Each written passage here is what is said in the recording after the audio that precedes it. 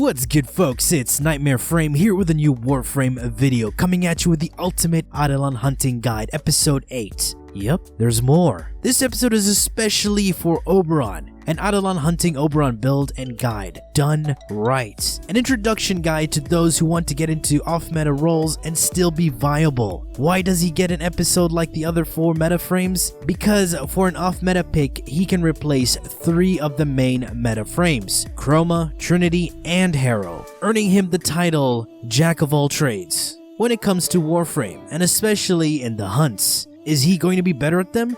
No, not at all. The other 3 are meta for a reason, because they do their jobs better and efficiently. Not many people in WARFRAME do Eidolons, but I am trying my best to make these guides for all, just so they can know what goes on in these hunts, what's needed, what's right and wrong, and also to improve. In my previous episodes, I have gone over a lot of roles and the many important factors that goes into these hunts. So I'll keep this concise and to the point, as you'll be doing the same thing but slightly different since you're playing a different WARFRAME. I'll be using 2 of his augments, Smite Infusion and Phoenix Renewal. And yes, Smite Infusion has had a rework. It does boost your entire team's radiation damage. And yes, again, it is a very good addition in Eidolon hunts, but only as a slight boost in elemental damage. That means you're not going to one-shot the Eidolon Synovias with that buff alone. You will always need a raw damage multiplier buff from arcanes and mods to be able to achieve that one-shot kill. Phoenix Renewal is only useful to players and not the Eidolon lures. Since Oberon does not have the best healing in the world, this augment will allow him to not worry about trying to keep the team alive, since they will defy death once every 90 seconds under the effects of renewal, if they do die, that is. Before we get started, there are a few important things you need to do and have. Number 1, craft a lot of energy pads, ciphers, ammo pads, and health pads. Yes, you will need them in the hunts. I've had so many people asking me, Yaar, how do you always have max energy, max ammo, or dash so far that you're not using Zederic? Tell me, please. Yes, so this is why. Craft your pads. Number 2, keybind your energy pad and arc wings. So important. You want to get in and out of your arc wing fast, and casting energy pads midair when void dashing and blinking with your arc wing. 3. This is for the Madurai Shield DPS. It is super helpful to have a Sahasa Kubro when you go out into the hunts and charge up your Void Strike. They dig up energy orbs for you and everyone else. Also for Madurai users, don't take a melee weapon. You do not want to lose a Void Strike charge while getting out of your Arcwing. Yes, there are many different techniques you can do to avoid that, but the most simplest one that requires 0 effort or hassle is to just not take a melee weapon, because you're never going to use one. Oh, what about the Sapa to strip some armor? Can I smack you? Come, please, I need to smack you. If you're in an organized party, you will never need that, ever, since there will be 3 corrosive projections and 2 coaction drifts to get that sweet armor strip percentage, so your radiation will deal the appropriate amount of damage. And finally, number 4, lock pins. These are nifty waypoint markers that you can customize in open world maps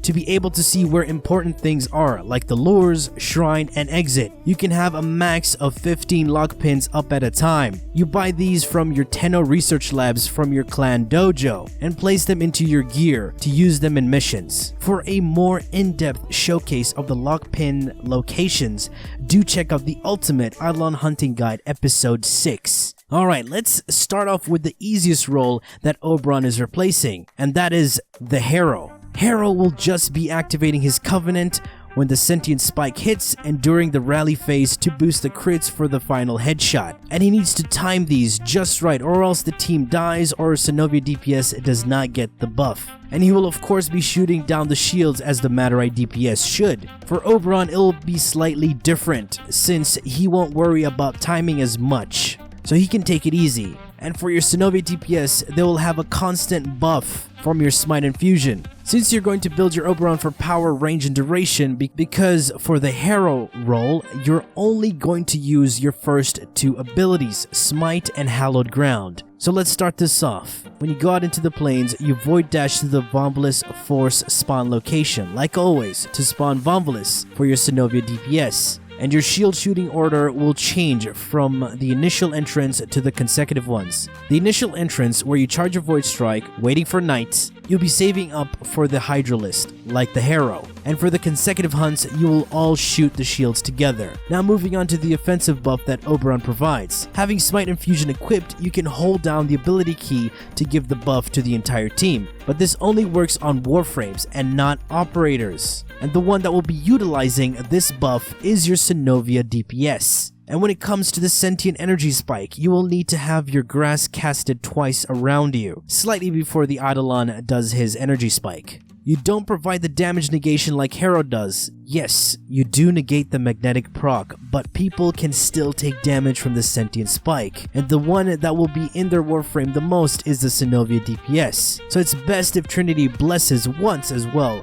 just in case. Range affects the range and radius of Hallowed Ground. You cast it twice in a circle to get a 360-degree angle, so you cover more ground. The grass does give you status immunity and also prevents staggers and knockdowns, so it'll be even better if you maintain 100% uptime. That will take some practice for some players, as Oberon is a lot more interactive than Harrow in this role. And for the rally phase, just have your grass around and make sure you keep an eye on the smite buff as well. Alright, let's take a look at the build for this specific role. The aura, of course, will be Corrosive Projection, as you need 3 of these in the squad. And in the Exilis, you will have Coaction Drift to boost the aura effectiveness, and 2 people need to run this. It's best if you and the Vault take this, because Trinity doesn't need this mod. The duration is at 150% with primed continuity, giving you that 31 seconds of Hallowed Ground and 62 seconds on Smite Infusion. Range at 175% with Stretch and Augur Reach. This gives you a 281.25 degree angle on Hallowed Ground and a radius of 23.44 meters. Of course, we need strength in this build as well, so I have 254% with 2 Umbral mods and Blind Rage. Some of you are panicking. What about the efficiency? Oh my god! The thing is, you don't have to worry about efficiency because you're not going to be channeling with Renewal at all. And to help with the energy, you can either use Primed Flow or Streamline. So it's up to you. And finally, the augment Smite Infusion, as this scales of range, duration, and power strength. With the amount of power strength, range, and duration I have, I give out 254% increased radiation damage within a 26.25 meter radius for 62 seconds. Played right with a solid team composition, nothing will ever go wrong. From replacing Harrow now to Trinity, he is also a viable replacement. To be honest, in a super experienced team, you won't ever need a healer, but that's on another level. As Trinity, it's your job to gather, control, and keep lures alive. For the initial hunt, you will take down 2 to 4 shields from the tier list while getting together 2 lures for your Synovia DPS. If you're not that familiar and starting out with this role, it's easier to just take down 2 shields then head off for the lures. But if you're experienced and have a good spawn, you can take down a shield, grab a lure, and back to park it just in time to take down the second shield. Once that's done, head off to grab the second lure and rinse and repeat. But this also depends on the terrorless spawn, latency, and your FPS during the hunt. To be safe, stick with 2 shield phases. For the consecutive runs, the only thing that remains the same as the initial hunt is the Void dashing to spawn Vomvalist. After dashing, head straight to grab 2 lures and park them next to the terror list for your Synovia DPS, and head off to get 5 lures for the rest of the hunt. Keep an eye out for lures, as they are erratic and move to weird places on their own and can get stuck. So that means you need to check if your lures have a green glow on them. A simple visual cue that tells you that they are receiving the healing from Renewal. If they aren't glowing, you would then need to recast Renewal. The downside to Renewal is that you don't provide a 75% damage reduction like Trinity's Bless. So during the Gauntless fight, be wary of the laser beam attacks. Just move the lures away from them and you're good to go. And the last thing that you need to do is teleport the lures to the exit after the Hydralist. Don't get too close to the gate, as the loot can bug out and wind up all the way at the top of the gate. As for the build, let's have a look. The aura will be Corrosive Projection. All 3 Matter Eye users need this aura, and the Exilis can be whatever you want. Since the other two will take Coaction Drift, you can run anything you want on the Exilus slot besides Coaction Drift. You can run an enemy radar Exilus mod like Enemy Sense or Vigilante Pursuit to help spot Vomvalis. That's if your Synovia DPS doesn't have the enemy radar aura. Another great option on the Exilus is Handspring. I hear some of the people in the back going, "Ano ba yun? Why Handspring on Kuya Oberon? He has his tool to prevent the knockdowns." Yes, this is true. But since this is more of a heavy renewal build, you won't be spreading your grass everywhere all the time,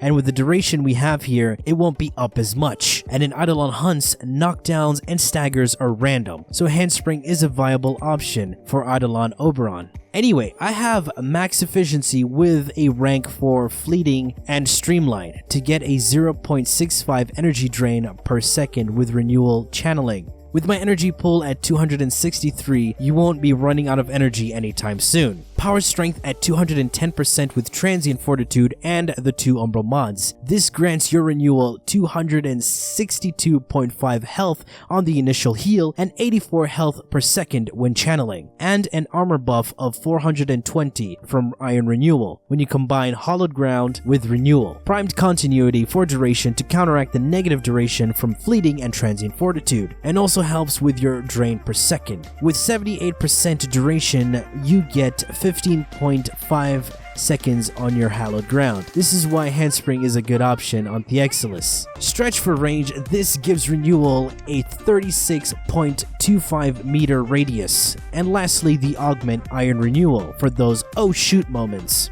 Slightly harder than a HARROW replacement and needing that extra work, but it's fun and brings change to the hunts. Alright, now for the fun roll that everybody, seriously everybody, would want to try out, and that's the Synovia DPS Oberon. And some of you might have been thinking why I haven't used the name CHROMA, as I'm always referring to this role as the Synovia DPS, because any Warframe can take up this role, and oh look, Oberon is one of them. So, as the main Synovia DPS, it's your job to mark the spawn of the terror list when you enter the plains. Head off to either the right or the left to fast charge the lure, and blink to the Eidolon. While at the Eidolon, it's also your job as the secondary buff to the Matter-Eye users to provide them with Unairu Wisp when void blasting the Eidolon. Also, your job to juggle the Eidolon and keep it in a loop from left to right, having it out of the water and in a controlled environment. When an Eidolon is in water, it can mess up Volt's shield placements and Unairu Wisp spawns, and when day hits, it's easier for the Eidolon to become invulnerable and retreat. Again, it's also your job to teleport lures to the shrine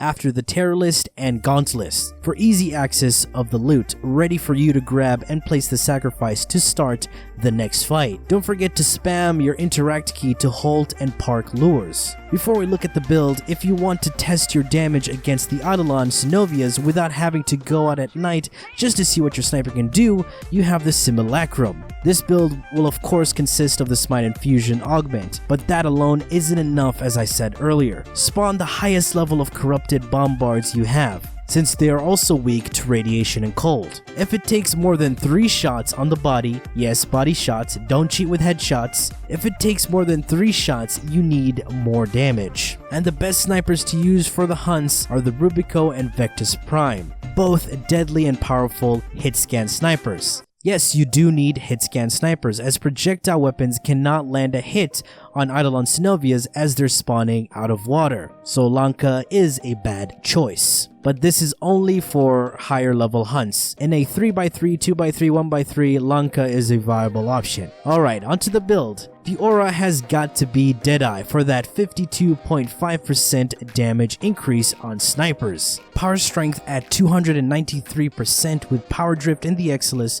Blind Rage, Augur Secrets, and the Umbral mods. This much power strength, I get 293% radiation damage increase with Smite Infusion. I have Narrow-Minded for 99% duration, as this build is a selfish build, and having that high duration, I get 80 seconds on my buff. And if you're interested in making yourself slightly tanky, you can cast the Iron Renewal combo and deactivate the channeling to give you 40 seconds of armor. Streamline for efficiency for the ability casting, especially to help with the negative efficiency from Blind Rage. Vigorous Swap provides me with 100% weapon holster speed and 165% damage increase for 3 seconds on whichever weapon we swap to, and this buff reactivates without a cooldown every time we re-equip a weapon from swapping to it. And in this build, arcanes matter. Arcane momentum for 100% increased reload speed when you land a critical hit. The reload speed makes Vectis shoot even faster as you can reload while scoped in, and since Rubico has god-awful reload speed, it simply makes it more efficient than the Hunts. And Arcane Rage with a 10% chance to increase primary weapon damage by 120% from landing headshots. And this is easy to trigger with a lot of multi-shot and fire rate. You can use a fast-firing secondary weapon to achieve this, especially right before switching to your sniper with Vigorous Swap. So altogether, you gain 285% raw damage increase to Deadly Combination, which is stronger than a max power strength Raw Rhino for Eidolons. Just make sure to keep an eye on your buffs. Moving on to the sniper builds. There won't be a big difference in the builds as they're all similar. Starting off with the Vectis Prime, raw damage, crit, multi-shot, and the radiation and cold combination. The Vectis Riven grants me crit chance and multi-shot, and the build without a Riven is pretty much the same, but replace it with Vigilante armaments. Same goes for the Rubico, swapping mods around if you don't have a Riven. Radiation and cold is the best combination against the Eidolons as they are weak to those two elements. And with the armor strip you bring to the Hunts, that combination deals a lot more to them. Oberon is the jack of all trades when it comes to the Hunts. Don't let anyone tell you otherwise, and enjoy what you play. But do not take off meta picks if you have not mastered the meta roles or the Hunts themselves. Yes, it's good to try new things, have fun,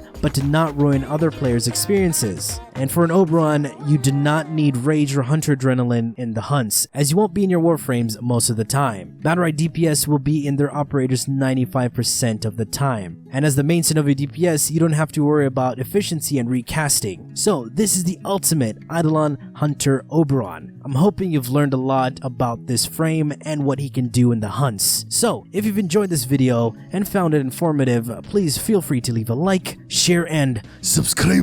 For more Warframe content and so much more, do refer to the description. Thanks for watching, and as always, peace.